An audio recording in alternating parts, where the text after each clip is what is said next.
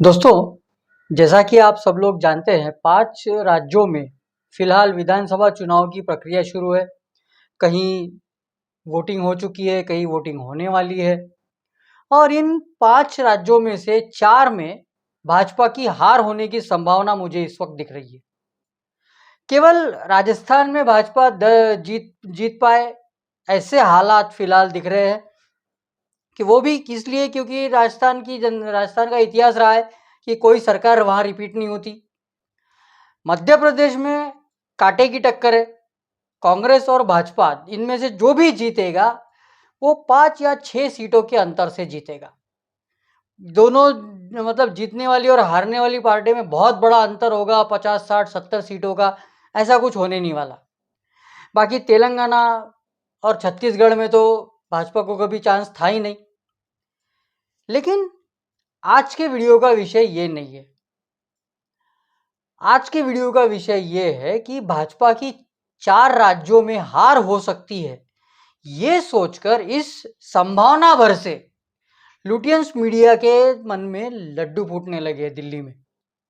और उन्हें जब उन लोगों ने इस हार का ठिकरा नरेंद्र मोदी के सर पे ऑलरेडी फोड़ दिया है और पार्टी में उनका विकल्प तक ढूंढ लिया है। और ये सब करते हुए उन्होंने एक बात साबित कर दी है कि नरेंद्र मोदी की हार के लिए ये लोग कितने डेस्परेट है। और साथ ही साथ एक चीज और कि वो अपनी गलतियों से कभी सीखने वाले नहीं। जो गलतियां वो पहले करते आए हैं वही गलतियां आज भी कर रहे हैं, आगे चल के भी दोहराते रहेंगे, करते रहेंगे, लेकिन सीखेंगे नहीं। हर बार मुंह पे गिरेंगे लेकिन सीखेंगे नहीं। आज मैं इसी विषय पे बोलने वाला हूं। नमस्कार, मेरा नाम है अश्विन अघोर, आप देख रहे हैं घनघोर। मित्रों, ये लुटियंस मीडिया जो है दिल्ली में बैठ के जो अपने एयर कंडीशनड ऑफिसेस में बैठ के कुछ चुनिंदा लोगों से बात करके उन्हीं के विचार वाले जो अपने ओपिनियन बनाते हैं, इनका ये जो सारा आकलन है लोकसभा के चुनाव को लेकर, वो इसी प्रीमाइस पर है कि भाई 2024 में भाजपा 200, 210, 220 सीटों पर सिमट जाएगी और जब ऐसा होगा तो नरेंद्र मोदी का जाना तय है। नरेंद्र मोदी की पोजीशन खतरे में है और उनकी जगह पे भाजपा में से कोई एक और बड़ा नेता है जो आएगा। जबकि वास्तविकता ये है, सारे सेफोलॉजिस्ट ये बोल रहे हैं कि भले ही स्टेट्स में कुछ भी हो, आज 5 राज्यों में चुनाव हो रहे हैं, आगे चल के महाराष्ट्र में भी चुनाव होने वाले हैं, महाराष्ट्र के चुनाव में भी जो भी हो, लेकिन लोकसभा में भाजपा और नरेंद्र मोदी क्लीन स्वीप करेंगे। ये हर कोई बोल रहा है। सबका आकलन ये है कि भाजपा क्लीन स्वीप करेगी। मेरे हिसाब से मेरा अनुमान ऐसा है, मेरा एक अंदाजा ऐसा है कि भाजपा को 325 प्लस सीटें मिलेंगी 2024 के लोकसभा चुनाव में। लेकिन ये जो जमीन से कटे हुए विश्लेषक है, जिनका ये विशफुल थिंकिंग है कि नरेंद्र मोदी सत्ता से बाहर चले जाने चाहिए, भाजपा सत्ता से बाहर चली जानी चाहिए, यदि भाजपा सत्ता में आती भी है तो फिर मोदी प्रधानमंत्री ना बने, कोई और प्रधानमंत्री बने।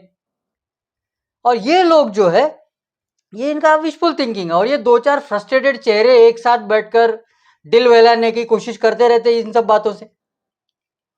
वास्तविकता ये है कि यदि हम ऑब्जेक्टिवली लोकसभा की तरफ देखें, लोकसभा चुनावों को देखें, तो आज की तारीख में भाजपा ऑलरेडी 240 सीटें जीत चुकी है। अब आप कहेंगे कि यार चुनाव तो हुए नहीं, घोषणा भी नहीं हुई चुनाव की, भाजपा 240 सीटें कैसे जीत गई? कुछ भी बोल रहे हो तुम यार, जो आ रहा है वो बोले जा रहे हो।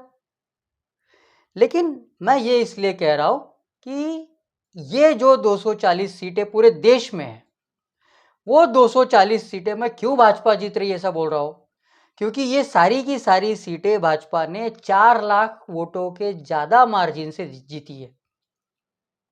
अब इन सीटों पे तो भाजपा को हराना नामुमकिन है। जो भी इनके सामने खड़ा रहेगा, भाजपा का जो भी कैंडिडेट रहेगा, उसके सामने कोई भी पार्टी का कोई भी कैंडिडेट रहेगा या फिर वो जो इंडिया अलायंस बनाया इन लोगों ने उसका सबका मिला के एक कैंडिडेट भी अगर इन्होंने खड़ा कर दिया इन 240 सीटों पे, तो उसको जीतने के लिए सबसे पहले क्या करना होगा? ये 4 लाख वोटों का जो गैप है वो भरना पड़ेगा और उसके बाद उसके वोटों की गिनती शुरू होगी, जो नामुमकिन सा दिखता है। जहां इनके कोई सीटों का बंटवारा अभी तक हुआ नहीं है, नेता कौन होगा ये किसी को पता नहीं है, कौन सी सीट पे कौन लड़ेगा ये किसी को मालूम नहीं है। तो ये लोग 4 लाख वोटों का गैप कब भरेंगे और उसके आगे कब जाएंगे? मतलब वो कहावत है ना एक अपनी हिंदी में, कब 9 मन तेल होगा कब राधा नाचेगी। ये हालत इन लोगों की 240 सीटों पर है। तो इसका सीधा सीधा मतलब ये है कि भाजपा ऑलरेडी ये सब सीटें जीत चुकी है। अब भाजपा को केवल 150 सीटों पर जीतने के लिए जोर लगाना है। मान के चलिए बची हुई जो सीटें हैं उसमें से भाजपा सिर्फ 100 जीतती है, तो कुल टैली हो गई ना 340। अगर हम इसमें से और कुछ घटा दें to be on safer side या टू बी प्रैक्टिकल 20-25 सीटें और कम कर दे, फिर भी 300 के ऊपर जा रहा है भाजपा का आंकड़ा। ये इतना सिंपल गणित इन लोगों के समझ में नहीं आ रहा है और ये अपने स्टूडियो में बैठ के लंबे लंबे भाषण झाड़ रहे हैं, लंबे लंबे आर्ग्यूमेंट्स कर रहे हैं। सबका अपना अपना कार्यक्रम चल रहा है और ये जो सीटें हैं 100-150 सीटों पे मैं जो कह रहा हूं भाजपा को कोशिश करनी पड़ेगी, जोर लगाना पड़ेगा, वो जीतने में इनकी मदद करेंगे खुद राहुल गांधी। जो उठपटांग स्टेटमेंट करते रहेंगे, अभी तो शुरुआत है उठपटांग स्टेटमेंट्स करने की, वो रुकेंगे नहीं, उठपटांग स्टेटमेंट करने से बाज आएंगे नहीं, वो करते रहेंगे, भाजपा का फायदा होता रहेगा। ऐसे ही थोड़ी उनको भाजपा का स्टार प्रचारक बोल दिया जाता है। ये सब बातें ये लोग जो फ्रस्ट्रेटेड एनालिस्ट है, फ्रस्ट्रेटेड पॉलिटिकल एनालिस्ट है, जो ये चाहते हैं कि मोदी सत्ता से जाए, वो ये सब बातें कंसीडर नहीं करते। पेपर पे कुछ गणित लिख देते हैं, गणित और हिसाब लगा लेते हैं और बोलते कि अब तो गया, भाजपा तो गई, मोदी जी तो गए। लेकिन वास्तविकता में क्या हो रहा है इसकी इनको कोई खबर नहीं है। दोस्तों, जब से नरेंद्र मोदी देश के प्रधानमंत्री बने हैं तब से सबसे ज्यादा परेशान कौन है अपने देश में? वो है लुटियंस मीडिया और खान मार्केट गैंग। जब तक कांग्रेस सत्ता में थी, यूपीए सत्ता में थी, तब वो पूरे 50, 60, 70 साल से चली आ रही इनकी दुकान मोदी जी ने बंद कर दी रातों रात। मुफ्त की फॉरेन टूर्स, फ्री गिफ्ट्स, कहीं भी आने जाने की सहूलियत, किसी भी मंत्रालय में रेड कारपेट, इनका बस नाम चलता था, पावर ब्रोकिंग करते थे। अब ये सब कुछ बंद हो गया है और पिछले 9.5 साल से ये लोग तड़प रहे हैं। आपको याद होगा नीरा राडिया टेप्स कुछ आई थी कुछ साल पहले, उसमें हमने सुना था कि कैसे कुछ पत्रकार लाइजनिंग करते थे, फलाने आदमी को फलाना मंत्रालय दीजिए, फलाने इसको फलाना दीजिए। ये कौन तय करता था? ये पत्रकार सब तय करते थे। Lutyens media Khan market gang तय करती थी। पिछले 9 साल से ये सब बंद, फॉरेन टूर बंद, फ्री गिफ्ट बंद, सब कुछ बंद। कई सारे लोग इनमें से तो लिटरली रास्ते पे आ गए हैं। कल तक जिन्हें दिल्ली में सत्ता के गलियारों में लोग सलाम ठोकते थे, आज वो किसी पेड़ के नीचे बैठकर किसी टीन के डब्बे पे कैमरा रखकर अपने वीडियो बना रहे हैं यूट्यूब चैनल के लिए। इनकी ये परिस्थिति हुई है जब से मोदी सत्ता में आए हैं। कईयों की दुकान बंद हो गई है, कईयों की जो सरकार में या ब्यूरोक्रेसी में घुसपैठ थी, पैठ थी, वो सब खत्म हो गई है। जिसने कभी भाजपा मतलब इन लोगों को कभी भी भाजपा और आरएसएस के साथ कोई सहानुभूति नहीं थी। हमेशा इन्होंने आलोचना की है भाजपा की। जिन्होंने कभी भाजपा के नेताओं के खिलाफ खबरें चला चला के उनका पॉलिटिकल करियर बर्बाद करने की कोशिश की, आज नरेंद्र मोदी के चलते, नरेंद्र मोदी ने जो किया है पिछले 9 साल में, इनकी दुकान बंद करने का काम, उसकी वजह से ये आज उन्हीं लोगों को फिर से ग्लोरीफाई करना शुरू कर रहे हैं, उनके साइड से एक नैरेटिव सेट करने की कोशिश कर रहे हैं। ऐसे नेता है भाजपा के नितिन गडकरी। मतलब आज ये आज का नहीं है, ये 2019 से चला आ रहा है। 2014 में जब भाजपा को पूर्ण बहुमत मिला था, मोदी जी प्रधानमंत्री बने। 2019 के चुनाव में भी यही बात हुई, अब भाजपा जीतेगी नहीं, भाजपा को इतनी सीटें मिलेंगी, फिर प्रधानमंत्री बनेंगे नितिन गडकरी, फिर ये होगा, मोदी जी चले जाएंगे। लेकिन ऐसा कुछ हुआ नहीं, और फिर इस बार उन्होंने ये सब नैरेटिव सेट करना शुरू कर दिया है। जिन लोगों ने किसी जमाने में कांग्रेस के हाथ की कठपुतली बनके एक आईटी रेड के बहाने गडकरी का करियर पूरा बर्बाद करने की कोशिश की, उनके खिलाफ खबरें चला चला के, दिन भर चला चला के उनको राष्ट्रीय अध्यक्ष के पद पे रहना मुश्किल कर दिया, वही गडकरी आज इनके लिए भाजपा के सबसे लायक नेता बन चुके हैं। मतलब आज की तारीख में गडकरी से बड़ा नेता कोई नहीं, गडकरी से अच्छा नेता कोई नहीं, और उनकी ताजपोशी की तैयारी भी पूरी कर ली है 2024 में, जैसा 2019 में की थी। बस ये भाजपा 5 राज्य हारने की देर है, 5 राज्यों की चुनाव हारने दीजिए भाजपा को, फिर देखिए मोदी जी आउट, गडकरी जी इन। आज इन्हें अटल जी भी याद आ रहे हैं। अब वो जो भाजपा अटल जी की थी, अटल जी लाल कृष्ण आडवाणी की जो भाजपा थी वो रही नहीं, अब भाजपा पूरी बदल गई है। इस पर अब ये मगरमच्छ के आंसू बहाना चालू कर दिया इन लोगों ने।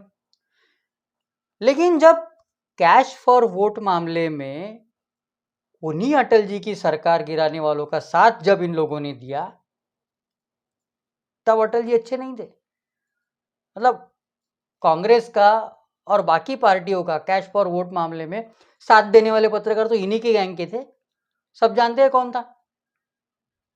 और आज ये कह रहे हैं कि अटल जी की भाजपा नहीं रही, क्योंकि भाजपा ने आज इनकी सारी दुकानदारी बंद कर दी है। आज गडकरी मोदी जी के विक्टिम है, उनके पर काटे जा रहे हैं, उन्हें बड़ा नहीं होने दिया जा रहा, उनके मंत्रालय हटा लिए जा रहे हैं। और ये सब बातों के चलते नैरेटिव सेट करके उनका एक ऐसा ऑब्जेक्टिव है कि गडकरी को मोदी जी की जगह बिठाए, और जिसके लिए बहुत उतावले हो रहे हैं। अब इन लोग को अचानक से ये साक्षात्कार भी हो गया कि गडकरी जी के तो भाई हर पार्टी में अच्छे संबंध है, किसी भी पार्टी का नेता उन्हें मिलने जाता है तो उससे प्यार से बात करते हैं, आदर सम्मान से उसको बिठाते हैं, बाहर तक छोड़ने भी आते हैं जब वो जाते हैं, तो सबका काम करते हैं, कोई भी कुछ भी काम लेके जाए उनके पास, कोई भी पार्टी का नेता हो, सबका काम करते हैं। गडकरी का संघ में भी अच्छा है, संघ के नेताओं से भी अच्छा रैपो है, संघ के करीबी है नितिन गडकरी क्योंकि नागपुर के रहने वाले हैं। संघ के जो शीर्ष नेता है उनका हाथ इनके सर पे है। अब इनसे लायक नेता कौन हो सकता है प्रधानमंत्री बनने के लिए? लेकिन एक बात ये लोग नहीं बताते कि यार अगर संघ का हाथ गडकरी जी के सर पे है, तो जब उनके मंत्रालय हटाए गए, किसी जमाने में 4-4, 5-5 मंत्रालय, 7-7, 8-8 मंत्रालय संभालते थे, आज सिर्फ एक मंत्रालय उनके पास है। जब ये मंत्रालय हटाए जा रहे थे तब संघ ने कुछ क्यों नहीं किया? क्यों मोदी जी को वो करने दिया? कई नेताओं को, कई मंत्रियों को मोदी जी ने बदल दिया, परफॉर्मेंस नहीं था इसलिए। कईयों को तो विधानसभा चुनाव तक लड़वा दिए, तब संघ ने हस्तक्षेप क्यों नहीं किया? क्योंकि संघ भी जानता है कि मोदी जी की प्राथमिकता है देश। मोदी जी जो करेंगे वो देश के लिए करेंगे, पार्टी के लिए या खुद के लिए कुछ नहीं होगा।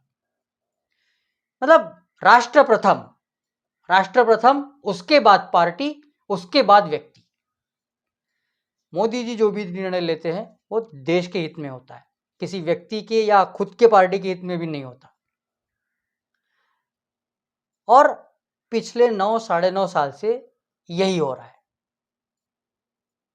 इसी बात को ये लोग नहीं समझ सकते, और अपनी पता नहीं ये सब नैरेटिव कहाँ से लाते हैं, ये आइडियाज कहाँ से आती है इन लोगों को उसके बलबूते पे एनालिसिस करते रहते हैं और हर बार मुक्की खाते हैं, फिर भी सुधरते नहीं है। जाते जाते मैं आपको एक किस्सा सुनाता हूँ।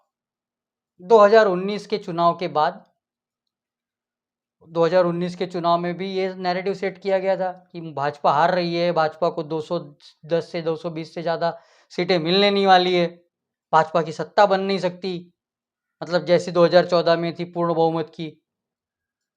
और ऐसे में ऐसी सिचुएशन अगर आ गई तो गडकरी जी के अलावा कोई विकल्प नहीं रहेगा भाजपा के पास, मोदी जी को जाना पड़ेगा। लेकिन क्या हुआ, हमने सबने देखा। उसके बाद दिल्ली में एक कार्यक्रम हुआ जिसमें शेखर गुप्ता, जो बहुत बड़े संपादक है, इंडियन एक्सप्रेस में थे पहले, अभी द प्रिंट के संपादक है, उनका भाषण था। उन्होंने अपने भाषण में ये बात कबूल की कि मोदी जी ने जो योजनाएं लाई, भारत सरकार ने जो योजनाएं लाई, उसका लाभ लोगों को मिल रहा था। हाँ, लोगों के घर में उज्ज्वला योजना में दिए हुए गैस सिलेंडर दिख रहे थे, लोगों को जो सुविधाएं मिल रही थी वो लोग एंजॉय कर, मतलब उसका फायदा उठा रहे थे। लेकिन हम वो देखना नहीं चाहते थे। सिलेंडर हमारे सामने पड़ा था, हम देखना नहीं चाहते थे। ऐसा नहीं था कि सिलेंडर नहीं था, ऐसा नहीं था कि योजनाएं मिल नहीं रही थी लोगों को, लेकिन हम देखना नहीं चाहते थे वो क्या हो रहा है। 2019 में भी यही गलती की, 2024 में भी यही गलती कर रहे हैं। एक बात ये लोग समझते नहीं, ये लोग एक बात पे विचार नहीं करते कि भाई ऐसी क्या वजह है कि लोग मोदी को वोट करते हैं,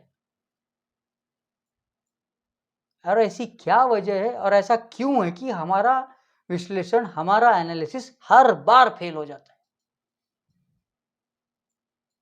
और ये लोग हैं कि भाई कहते हैं ना, दिल बहलाने के लिए ये ख्याल भी अच्छा है गालिब,